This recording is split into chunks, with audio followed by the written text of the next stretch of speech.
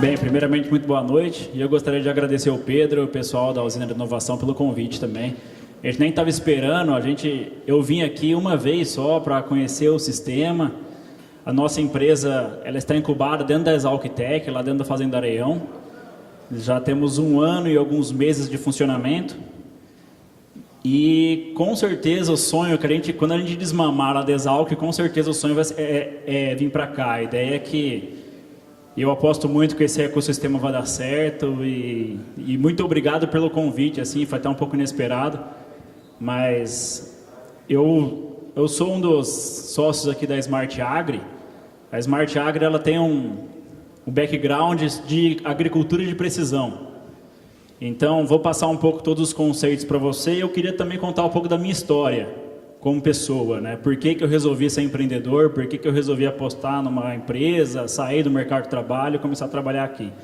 Eu me encontrei com a agricultura de precisão quando eu entrei na Exalc em 2005. Logo no começo da Exalc, eu fazia o grupo de estágio responsável por agricultura de precisão.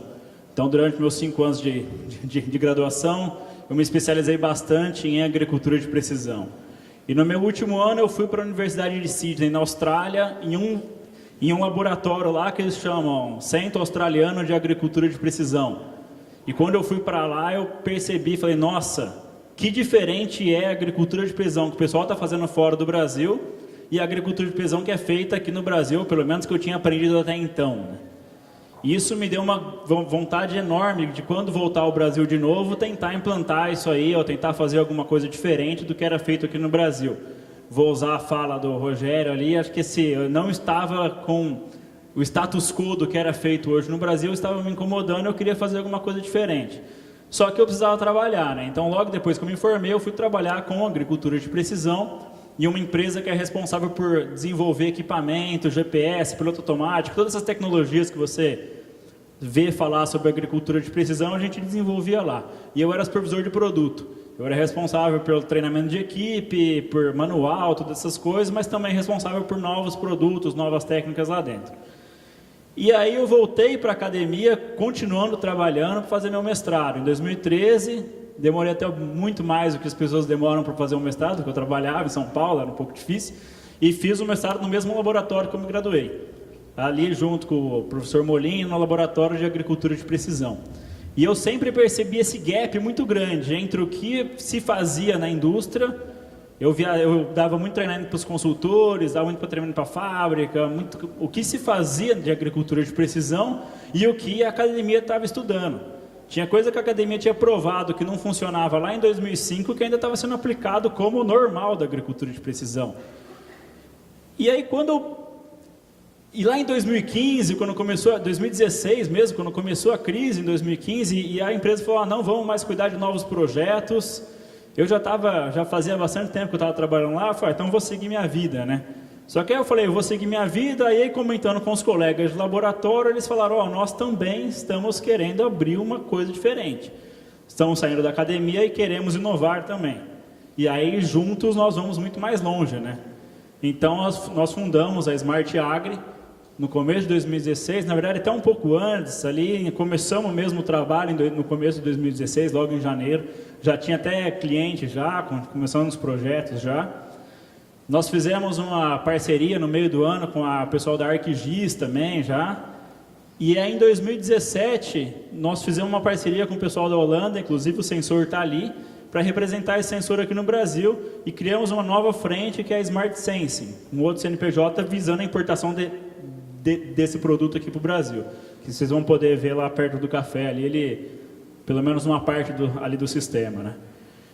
Então, fizemos a empresa, e esse aqui é o conceito de agricultura de precisão. A agricultura de precisão são tecnologias, é um conjunto de tecnologias que visam o gerenciamento da área de uma forma melhor, de uma forma mapeada, de uma forma espacializada, visando aí o aumento de produção e redução do impacto no meio ambiente. Só que esse é o problema. Quando você fala de gerenciamento, é muito difícil você gerenciar como um serviço. Pelo menos muitas. Você não consegue uma empresa gerenciar 100 mil hectares e de pessoas diferentes. Gerenciar 100 clientes. Então, a agricultura de precisão no Brasil, hoje, ela é vendida como um serviço. O que é feito hoje no Brasil? É feito uns serviços que relacionaram os agricultores de precisão. Então, por exemplo, é feito um serviço de amostragem de solo e recomendações agronômicas de modo mapeado. Isso é muito praticado no Brasil e tem muitas empresas que fazem isso no Brasil. Mas quais são as possibilidades que tem no Brasil? No Brasil já, tecnologias existentes no meio da agricultura de precisão. Uma infinidade de ferramentas que são muito melhores do que a amostragem de solo, que eu não consigo fazer muitas amostras, é muito difícil gerar um mapa bem feito e tudo mais. Só que essas tecnologias, sensor de solo, por exemplo, uma tecnologia validada em 2002 pela Exalc, que agora tem uma ou duas consultorias usando. Então isso incomoda muito. E quando você fala, vou abrir uma empresa de consultoria, vou abrir uma empresa de agricultura de precisão, como é que eu uso o que eu aprendi na academia e faço uma coisa diferente, né? Mesmo se funcionar essa amostragem de solo e recomendação agronômica, mesmo se isso for muito bem feito, eu estou resolvendo um problema só. Eu estou resolvendo o problema que eu estava gastando muito calcário e agora não estou gastando muito calcário. E isso não é gestão, isso é resolver um problema, né? Então a gente queria fazer uma coisa mais abrangente. E, como já estávamos em muita gente, queríamos fazer uma coisa global também. O que deveria ser feito na agricultura de precisão? Seria gerenciar com base em muitas informações vindas daquelas tecnologias e gerenciar o melhor que eu tenho para fazer em cada local. Isso seria gestão. Mas como é que eu faço isso em grandes áreas? Como é que eu faço isso com uma prestação de serviço? É muito difícil. Então, nós abrimos a empresa Smart Agri pensando em ser consultores desse uso de tecnologia para as empresas. Então, o início nosso era consultoria em treinamento na área de agricultura de precisão. Então, você tem uma fazenda, uma usina, e eu quero usar essas tecnologias, eu quero fazer isso, eu vou. A gente atuava como consultores e não como prestadores de serviço. Só que o que acontece é que quem mais pediu a nossa consultoria não era até produtores agrícolas. Eram empresas que faziam produtos, faziam insumos que queriam agregar a tecnologia à sua marca. Então, por exemplo, eu tenho um adubo, eu quero testar esse meu adubo agora usando essas tecnologias. Eu quero ver se esse meu tratamento de semente funciona, mas não do jeito convencional. Eu quero fazer usando essas tecnologias, que essas tecnologias me permitem uma abrangência muito maior. Então, hoje o que a empresa faz é o desenvolvimento de projetos, ensaios e pesquisas para empresas agrícolas, utilizando a agricultura de precisão. Vou dar alguns exemplos que a gente faz, né? Então, o que as empresas querem? Elas falam, qual que é o benefício do meu produto? Como é que eu mostro para o cliente aquele benefício do meu produto? Por que esse produto ou equipamento é melhor que aquele? Por exemplo, comentou o caso lá da colhedora. Se o fabricante da colhedora chegar para a gente e falar, eu quero testar a minha colhedora, então eu consigo testar isso em larga escala, por exemplo, porque eu tenho toda uma telemetria, toda uma ferramenta de agricultura de precisão que me proporciona isso. Onde eu devo usar determinado insumo, por exemplo? Isso é uma coisa que às vezes nem as empresas produtoras de insumos sabem. Como que é? Se em solo arenoso ele age de um jeito ou se em solo argiloso ele age de outro jeito? Testando em grandes áreas, com tecnologias, eu consigo fazer isso. Qual a dose ideal do produto? Será que muda a dose ideal de um solo para o outro, de uma região para outra também? Qual a resposta? Qual que influencia nessa resposta? Então, todas essas perguntas as empresas chegaram para a gente começou a fazer pesquisa em cima. Hoje em dia, a experimentação agrícola é feita mais ou menos assim, isso é validado cientificamente, eu não sou contra isso, isso deve ser feito, obviamente, mas infelizmente são pequenas áreas, aqui é a Fundação ABC, aqui é a Fundação MT. São pequenas áreas, pequenas parcelas, onde eu consigo testar para aquela região, consigo selecionar cultivares e tudo mais. Só que como que as empresas mostram daqui para o produtor? Hoje em dia o produtor quer testar na fazenda dele. Se eu tenho uma fazenda de 300 mil hectares lá no Mato Grosso, um grupo, pelo menos 300 mil hectares no Mato Grosso, eu vou fazer um investimento em adubo foliar, eu não vou confiar na Fundação MT. Eu quero testar isso na minha propriedade, eu quero testar isso na minha fazenda. Então as empresas, não tanto o departamento de pesquisa, mas o departamento de vendas, tem um problema de passar disso aqui para uma escala comercial. A gente fala em agricultura de precisão, olha por exemplo isso aqui, eu tenho uma região, isso é real. De um lado tem um alto potencial produtivo, de outro lado tem um baixo potencial produtivo. O que eu tenho que fazer com isso? A dose ideal vai ser diferente, a dose ideal de semente vai ser diferente, a resposta dos tratamentos será diferente também, os resultados dos ensaios vão ser diferentes. Então, se, por exemplo, a empresa resolve testar, não, vamos testar o meu produto, metade da área se aplica o meu produto, metade não. Se ele faz isso, e aí vai dar uma diferença, aí, ó, um tratamento 1 deu 52 sacas por hectare, um tratamento 2 deu 60 sacas por hectare. Se eu apliquei o meu produto no tratamento 2, beleza, foi bom para mim, mas se eu apliquei o meu produto no tratamento 1, meu produto perdeu. Mas será que é isso mesmo? Mas a agricultura de precisão, ela me permite conhecer isso, mapear isso, que antes eu não conseguia. E aí eu consigo alocar os meus experimentos do jeito certo para ser alocado. E aí eu consigo falar, ó, o tratamento 1, na zona de baixa dá 52, mas na zona de alta dá 66. Na zona de baixo, o tratamento 2, ó, 49. Ou seja, o tratamento 1 é melhor que o tratamento 2. E o tratamento 2, ele dá 6 sacas a mais na zona de alta e só 3 sacas a mais na zona de baixo. Ou seja, é um produto que se o solo está melhor, ele responde mais também. Então eu consigo outros tipos de resposta para dar para a empresa, né? Então, esse aqui é um exemplo, por exemplo, que a gente faz, né? A gente consegue, a agricultura de precisão, ter várias informações, então gerar aquele mapa de onde é bom, onde não é bom, onde eu tenho alto potencial, não tenho baixo potencial. Eu consigo aplicar isso de maneira ou dose diferente, ou aplicar sim ou não na área inteira, e depois eu consigo colher mapeando e consigo ver o resultado. Ó, sem o produto, o mapa é esse, com o produto, o mapa é esse. E eu consigo avaliar o ganho do produto de maneira localizada. Então eu consigo, ó, nessa região aqui de alta deu tanto. Então eu consigo fazer isso de uma forma muito mais densa de dados. Isso é o que a gente tem feito hoje. E não só para avaliar produto se é bom ou não. A gente consegue, por exemplo, avaliar, ó, em regiões de teor de cálcio mais alto, o produto deu uma resposta melhor. Em regiões de qualquer atributo que eu consigo ver aqui, eu consigo avaliar também a resposta para cada atributo. Ou eu consigo ver a dose. Eu tenho uma região de alta e uma região de baixa também. Eu consigo aplicar doses diferentes e fazer o gráfico de... Isso aqui é nitrogênio. O gráfico de... Ó, na zona vermelha, que na verdade seria a zona de alta aqui, quanto mais eu aplico nitrogênio, mais eu tenho resposta. Só que na zona de baixa, até 30 kg de nitrogênio está bom, não preciso aplicar mais que isso. Então a recomendação, obviamente, é diferente aqui. Então na zona vermelha aqui eu deveria aplicar 80 kg de nitrogênio. E na região verde aqui eu deveria aplicar só 30. E se o cara está recomendando 60 na área inteira, está errado. Isso também tem bastante coisa com semente. Hoje em dia a tecnologia de taxa variável de semente também é muito interessante. E as empresas querem começar a ver também como elas recomendam esse tipo de coisa para os agricultores. Então, quais são as tecnologias que eu tenho disponível? O mapa de produtividade, isso aqui são alguns exemplos, tá? O mapa de produtividade, por exemplo, que é o que eu citei, eu consigo comparar a área das testemunhas, a produtividade que cada uma deu. Eu tenho, por exemplo, sensores de solo que conseguem dividir assim, áreas mais argilosas, áreas menos argilosas, área com maior umidade, área com menor umidade. Isso em alta densidade de dados, sem necessidade de amostragem de solo, todas aquelas coisas que a gente sabe que não é tão recomendado assim. Eu tenho imagens de satélite que também podem me dar a estabilização da área. Por exemplo, eu consigo ver que tem uma zona de baixo potencial aqui ao longo dos anos. Imagens de satélite eu consigo históricos desde 87 lá.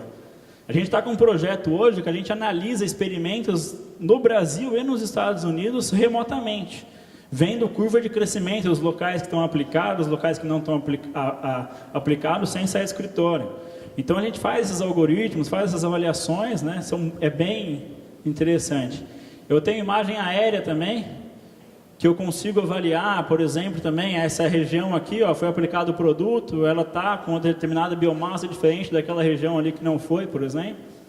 Ou eu consigo avaliar, por exemplo, falha de plantio, se eu quero avaliar um tratamento de semente, ou uma semente melhor, alguma coisa assim, eu consigo fazer com um drone, alguma coisa mais específica. Eu sei que era uma coisa mais específica ainda, eu consigo... Aqui é um trabalho de análise de manchas, então se eu quiser avaliar um insumo para nematóide, um veneno para nematóide, por exemplo, eu consigo avaliar as manchas que tinham antes, aplicar o produto, depois avaliar se essas manchas continuam ou não. Isso aqui também com imagem aérea, né? Sensores de planta, que é uma tecnologia muito interessante também, que eu consigo contar a folha, ver se está nascendo ou não está nascendo, analisar a biomassa da planta. Então, eu não dependo tanto do monitoramento de produtividade. Eu consigo fazer isso com sensores de planta. Aqui avaliar volume, por exemplo, esse aqui é um talhão laranja, a área foliar e tudo mais. E esse sensor de planta, essa expertise nossa com sensor de planta, que fez a gente fazer uma parceria com o equipamento que está lá fora, que é pessoal lá da Holanda, que seria o sistema WIDIT. Nós fazemos essa parceria para trazer esse sensor para o Brasil. A gente vai, essa empresa nova que está iniciando agora em 2017, são os importadores do sistema para o Brasil. E o que eles queriam com a gente? Queriam que a gente adaptasse esse produto aqui para o mercado brasileiro. Então a gente está desenvolvendo possibilidades para o produto. A gente desenvolveu esse ano ainda o mapeador dele, então eu consigo mapear plantas daninhas com ele. E esse produto, a gente imagina que por ser um produto que vai ser vendido em larga escala, e um produto que pode me obter bastante informações, nós, como empresa de consultoria, vamos poder ajudar os agricultores a entender essas informações e trabalhar com eles. Essa é uma tecnologia que nós queremos usar nos nossos experimentos. Mas o que ela faz, antes de vocês ficarem perdidos? É uma tecnologia que identifica as plantas e aplica o herbicida apenas onde tem planta. É um sensor de clorofila que vai na frente, aquela luz vermelha é um sensor de clorofila, ele identifica a planta e aplica o produto apenas onde está a planta. Então não é uma tecnologia que o agricultor vai comprar porque, nossa, é um sensor, eu vou avaliar a minha área, eu vou fazer... Não, ele vai comprar porque ele gasta hoje 200, 300 reais com um herbicida para ervas resistentes. Tem muito herbicida para erva resistente, hoje é caro. O glifosato a gente usou tanto, que é o veneno barato, e agora não dá mais para usar só glifosato, só que sobra só algumas manchas na área de ervas resistentes, e ele vai ter que passar um produto que custa 200, 300 reais por hectare em área total, sendo que só tinha 20% da área. Então é um produto que se paga, o agricultor vai comprar o produto por causa disso. A informação é outra coisa, a informação é depois. Esse aqui é um vídeo do nosso primeiro cliente na Bahia. Essa máquina foi instalada em novembro, até antes da gente começar a empresa. Essa máquina tem 32 metros, então são 32 sensores, né? E ele vai identificando ali as manchas de capim amargoso que tem na área, e isso aí que ele aplica só onde tem o capim amargoso. Ele compõe pelo sensor de clorofila e por válvulas de alta precisão e essas válvulas, inclusive, elas conseguem controlar a dosagem automaticamente. Uma tecnologia que nem tem no Brasil também, só as válvulas. Então eu conseguiria fazer um taxa variável de pulverização, alguma coisa assim, utilizando as válvulas aqui. Outra coisa que a gente espera sair também, fazer só um sensor com as válvulas aí. Então essa o que ele está fazendo aqui. Você vê que ele... E lá no café ali a gente colocou o sensor ali, até para passar uma folha embaixo, ver ele acionando as válvulas. Infelizmente não deu para trazer uma máquina mesmo, mas tem uma máquina com esse sistema testando lá no laboratório da Exalc também, que a gente tem uma grande parceria com eles. E a gente está apostando muito nesse sistema hoje, não só pelo potencial de venda dele, porque economiza muito dinheiro para o agricultor, né? Mas também o que ele pode trazer para a gente também da agricultura de precisão, né? O que ele pode trazer de benefícios ainda que não são nem monitorados. E aí ele é vendido com uma outra empresa, inclusive temos um outro site dedicado só para isso. A gente não quer vincular muito a consultoria com a venda do equipamento, né? Nós só atuamos apenas como importadores mesmo, estamos conversando com fabricantes, conversando com empresas para revender esse produto, mas estamos no começo ainda, a gente ainda tem muito chão para andar com ele também. Seria isso, aqui estão os dois sites, meu contato. Muito obrigado novamente, acho que agora é o momento da cerveja, né?